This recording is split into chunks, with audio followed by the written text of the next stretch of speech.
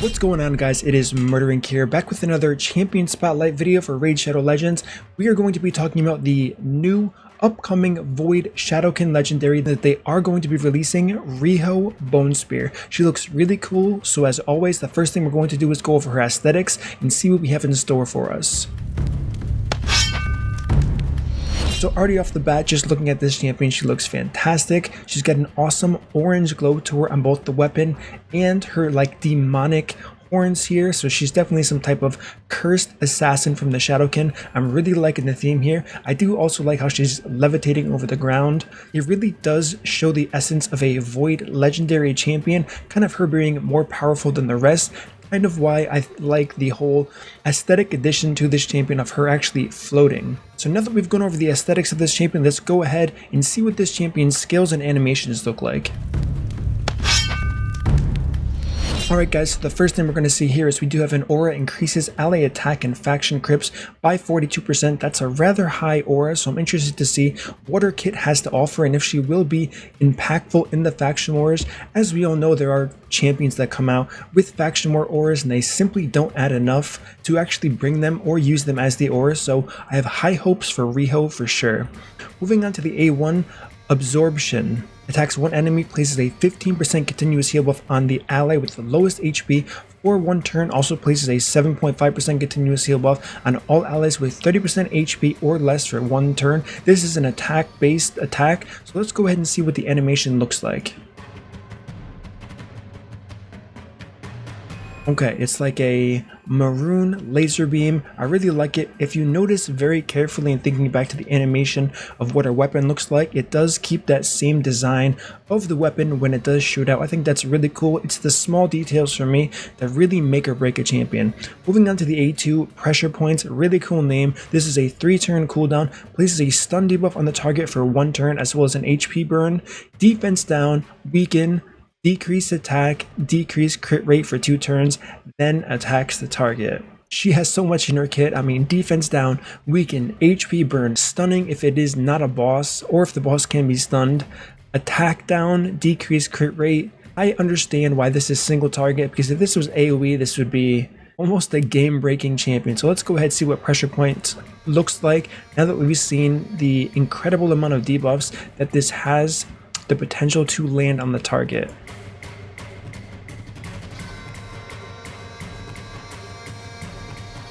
Alright, so overall a rather simple debuff. The animation time is a bit long even though we are in 1x speed to really just see what the animations look like. However, you can't really complain that it's nothing flashy because the skill itself is just absolutely incredible. Moving on to the A3 here, we have Perfect Body on a 3-turn cooldown as well. Removes all debuffs from all allies and places a block debuff on them for 2 turns. Also healing all allies under 35% of their maxed HP and by a further 5% per each debuff removed from them. So this is a really strong heal and it's a rather short cooldown if you think about it. Whether it's dungeon clearing, all of these things, I'm not expecting anything special, so let's see what it looks like. So it's pretty much just a glowing effect on the ground there, so nothing too special there, but like I said, there's definitely a lot to that skill. Moving on to the passive here, Reflect. This is a 3-turn cooldown. When receiving any debuffs, instantly transfers them from this champion to the attacker, will not transfer debuffs that cannot be removed.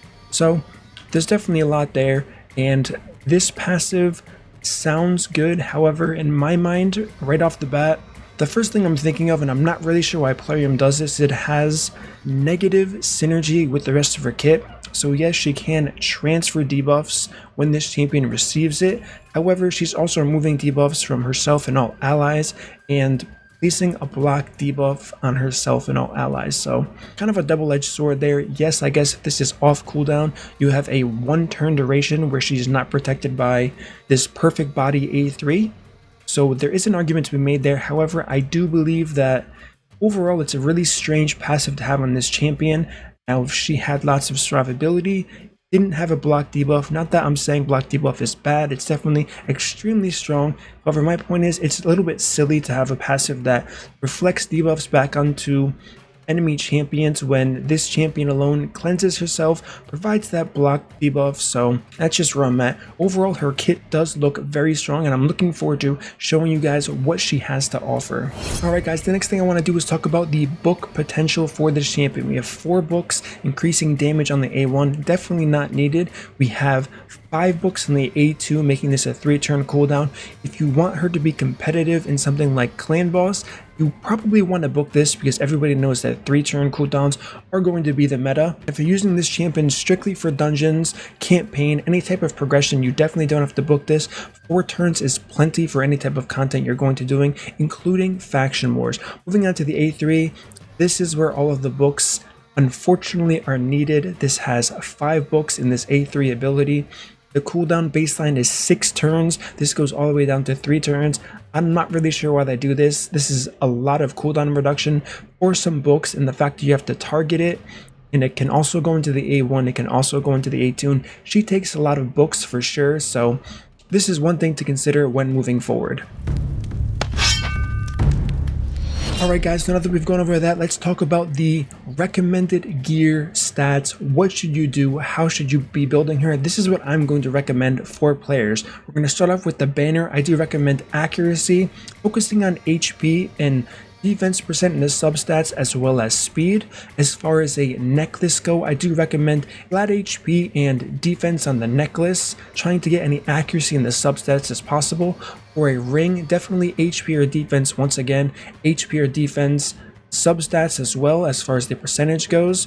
Moving on to the boots, I definitely recommend speed boots with defense or HP percent. If you want to start focusing on crit rate, once you move to the gear, you definitely can. As everybody knows, having high crit rate will help you out in progression because every single bit of damage does count in the end, whether it's trimming off a few seconds of your run or it's helping you clear that next stage of whatever dungeon you're currently on. Moving on to the chest piece, if you are struggling with accuracy, I would recommend an accuracy chest piece. If you're not, definitely go the HP or the defense percent route on this champion, filling in speed and the substats and any other survivability stats you may need. As far as gloves, you can go crit rate gloves. However, I wouldn't recommend this unless you are endgame and you have a solid amount of survivability to be able to provide for this champion depending on the type of gear you currently have on your account. So outside of HP or defense percent on the gloves, you definitely want to be looking for speed and accuracy as needed. As far as the weapon goes, speed and accuracy is going to be the main focus, the secondary focus being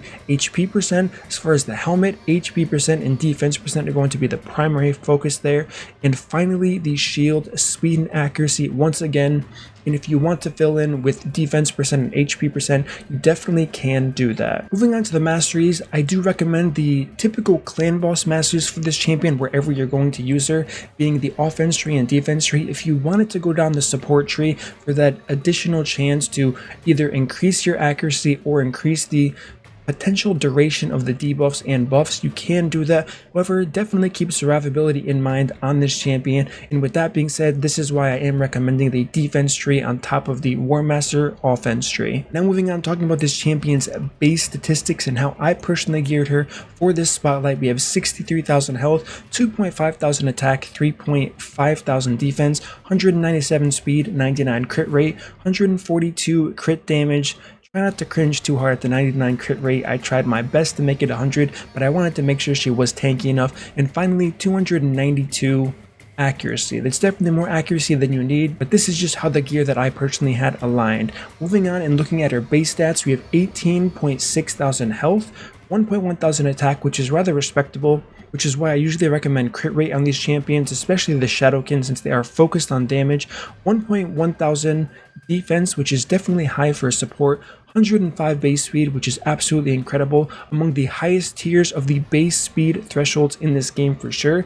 15 crit rate, 50 crit damage, pretty standard, and finally 40 base resistance. Now that we've gone over that, let's talk about where you can use her and where she shines in actual content. The first place we're going to test her out is going to be the Dragon's Lair. This is where you're really going to see what she uses first with her AI and how she interacts with this passive here. In theory, you would think that she would be reflecting poisons, but like I said, it has a bit strange synergy with this champion, the fact that she is providing block debuffs and cleansing herself. So we're currently using Baron here simply for the aura. He doesn't really have gear. I would expect him to die, but Riho actually has a pretty good amount of heals and sustains, so I'm pretty sure he's going to survive this. Next we have Yoshi, an awesome fragment champion. We have the one and the only Relic Keeper, and finally War Maiden supplying that defense down ability. Now one thing I do want to check before we get right into this run is going to be, is War Maiden going to dictate what happens with Riho's AI? So just to test this, let's go ahead and use this attack up buff here. We'll do defense down first and then hit auto, see what she does. Okay, so she applies her heal and her block debuffs first. Now let's go ahead, close this out, start this again, use a different skill on War Maiden and see if the defense down is telling her AI not to use that A2 ability that applies all of the debuffs to the enemy here. We're going to go ahead and use the A1 and see what happens. Okay, so it looks like by default her AI is always going to use that block debuffs and the cleanse any debuffs from your team and heal on Riho. So now that we know that, this is good to know, and we can let the run go and see her in action and see what she actually has to provide this specific team here.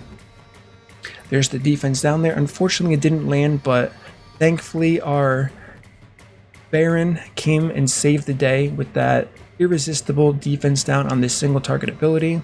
Obviously Relic Keeper doing a ton of damage, getting those extra turns as he kills. We did see all of the debuffs go onto this one target here, which is always nice to see. And then the cleanup is going to come in from Relic Keeper.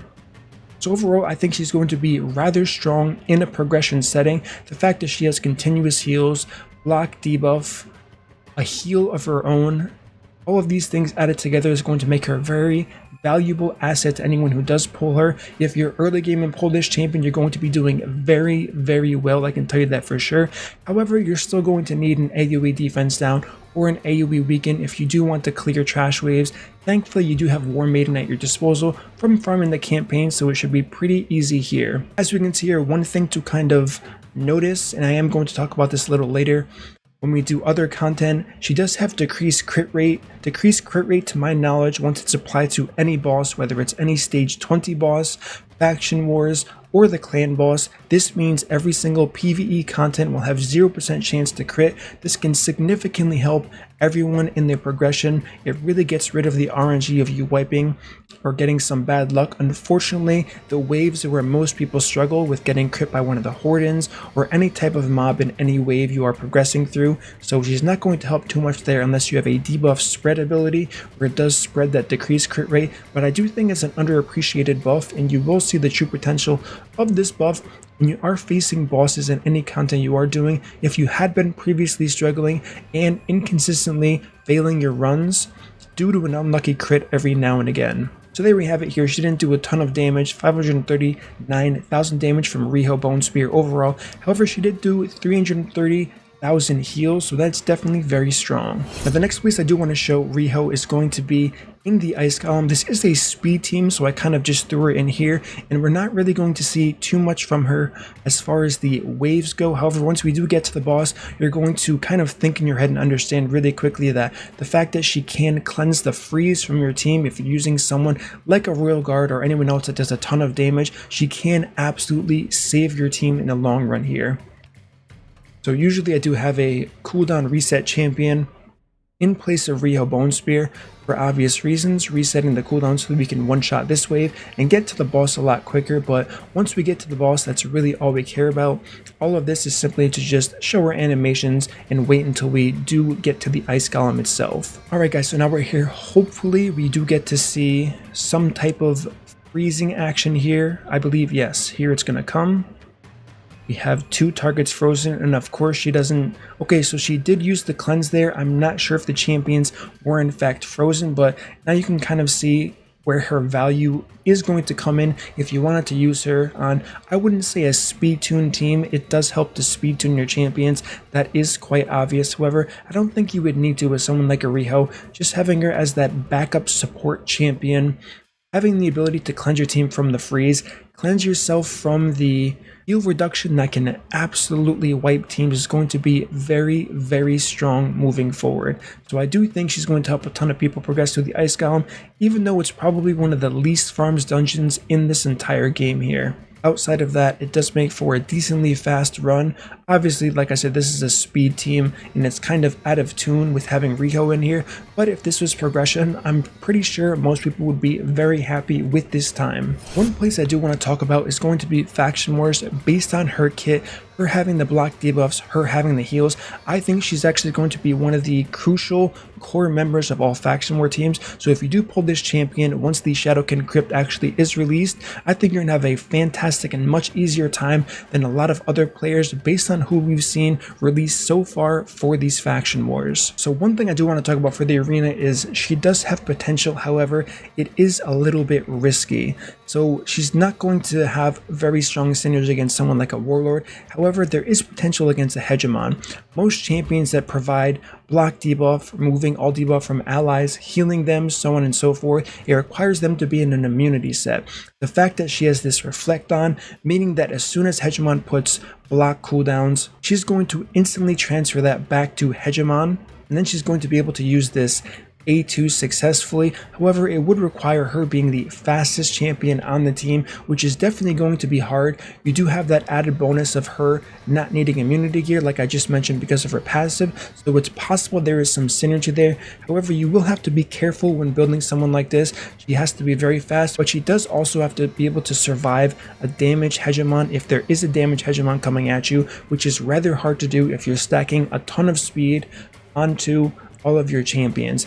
Now, what happens if you don't make this champion the fastest? Well, everyone in front of Riho are going to lose their turn if they are hit with that block cooldown from someone like a Hegemon, if they're frozen from someone like a Torment. So there's a lot going against using Riho in a perfect arena team, so I do want you to heavily consider that.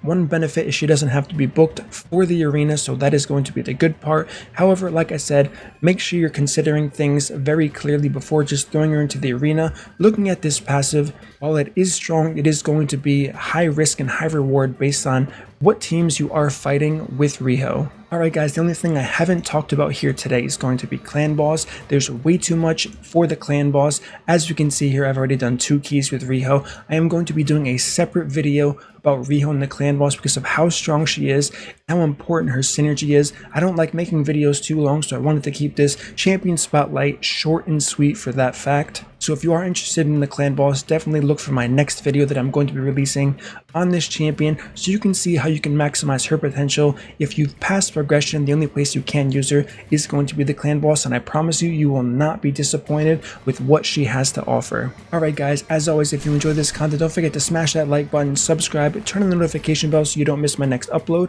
and I will see you all in that next video of the clan boss with Riho.